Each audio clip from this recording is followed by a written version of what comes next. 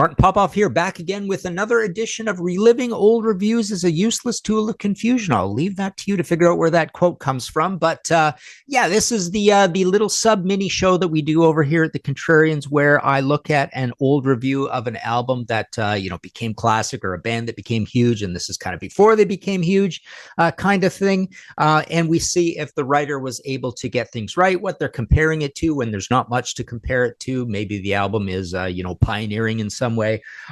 So today we're going to be looking at a review from Melody Maker from July 10th, 1976. It's of Aerosmith Rocks, one of my favorite albums of all time.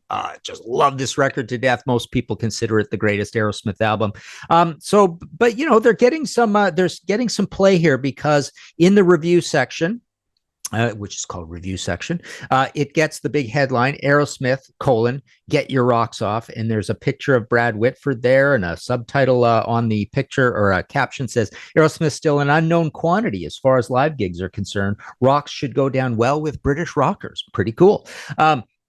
Okay, so what do we got here? So let's. I haven't read this review, or maybe I read it years ago, kind of thing. I haven't yet done an Aerosmith book. That might change at some point. That's probably the last big band that I really should do a book on from the 70s kind of thing. But okay, here we go. America has until now avoided a head-on confrontation with the big British production or stage bands. Great point right off the bat, because I've always talked about how Britain gave us a lot of amazing metal to begin with. Deep Purple, Uriah Heep, Black Sabbath, Led Zeppelin, Budgie. So they're moving through the early 70s. America gives us basically nothing. But he's almost foreshadowing here. Who wrote this review? MO. I mean, they put the initials here, right? Sorry about that.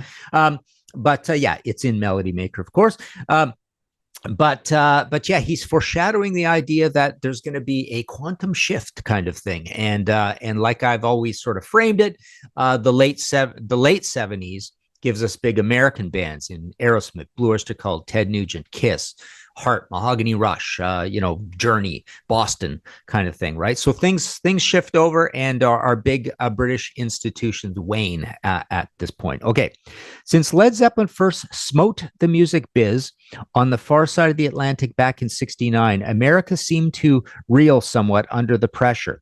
And when we followed up with ELP, yes, Genesis, Pink Floyd, and the heavy metal man Heap, Purple, Sabbath, and so on, American preferred country rock singer-songwriters, almost anything except the type of arranged music with glamorous lead vocalist package. Great little history there. That's right. I mean, we did have the big sort of country rock revolution, 72, 73, 74, the Troubadour, the Avocado Mafia crowd, Eagles, and all that, right? Little Feat. And then he mentions Prague here. Okay, then he goes, there was Grand Funk Railroad, of course, but nothing quite like Queen to add to the long British honors list. Perfect point. That was until Aerosmith. I suppose it was the mixture of instrumental prowess, musical attack, and dash of flair that attracted me to the first Aerosmith album when it arrived on our shores virtually unheralded a couple of years ago. I'm still not a rabid fan of the band. We haven't even had a chance to see them yet, and of course they are bound to upset most critics by appearing to follow a time-honored course. Dull stuff for rock writers, really. Just another group that appealed to the vast mass of kids. So, possibly he's mentioning here that they are derived from Led Zeppelin, the Rolling Stones. I've always called them Rolling Stones on steroids, or a new and improved version of the Rolling Stones, because I think they truly are. Okay.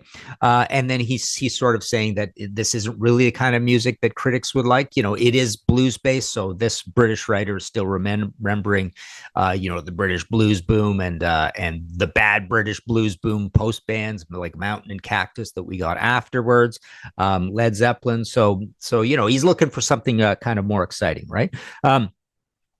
I can almost see the heads bobbing to the beat of Back in the Saddle at the Odeon Hammersmith, even now. What have this hugely successful combo in America got to offer then? I can almost hear resentful skeptics sniff with hostility and suspicion. A certain je ne sais quoi. Steven Tyler is the arrogant, ill-tempered lead vocalist of the Saturnine features, who looks as if he might give Freddie Mercury a severely slapped wrist if they crossed laser beams. But most impressive is the relentless relentlessly riffing guitars of Joe Perry and mighty Brad Whitford. While Steve is shouting out the vocals on Last Child, listen to Whitford's guitar. He co-wrote it with Steve. Dig into as nasty a riff as has been blasted forth since Jeff Beck was hooked up with Carmen Appice. So Beck, Bogart, Appice, he's referring to here. I like the comparison to Freddie Mercury. That's pretty cool. Let's see. Not to put too fine a point on it, they cook and the guitars send those icy fingers along the spine. Dig the way the hi-hats belt in a la John Bonham on the fast Rats in the Cellar, a kind of tribute to the canyons of New York City. Solid vocal harmonies, driving guitars, what more could a simple rock fan request? And for more laid-back taste, there are the chiming chords and who-like aggression of Sick as a Dog. Wow, so you get a reference to John Bonham, you get a reference to The Who. I don't hear much Who and Sick as a Dog at all. I don't hear Bonham, really. That's kind of neat. Rats in the Cellar, to me, was always like a very modern, new kind of heavy metal song. So that was always kind of cool. Sick as a Dog, a most listenable stomper, followed by the even more raucous Nobody's Fault, with Tyler getting almost apoplectic. Yeah, absolutely. That's a great way to describe his vocal in Nobody's Fault. Joey Kramer is the man in the engine room, a blur of flailing crash cymbals and detonating tom-toms, and he kicks along a boogie epic like Get the Lead Out with angry vehemence.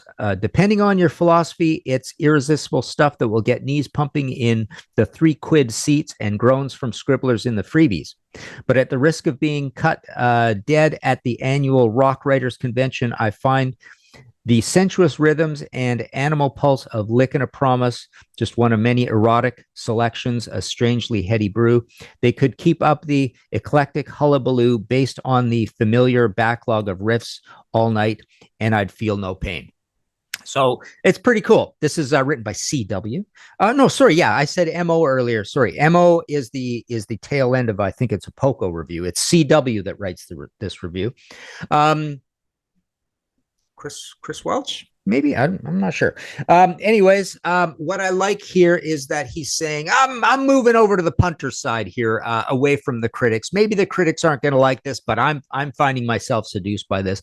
And I think that totally makes sense because it is a highly, highly, highly professional sounding album, beautifully produced, so much variety on it. Again, I think they just absolutely beat Led Zeppelin at their game. They beat Rolling Stones at their game. There's just so many cool ideas all over this album, way more than you would get on a, frankly, not more than you would get on a Zeppelin album, but possibly better executed ideas, just nicely polished off and equally as good ideas. Let's put it that way.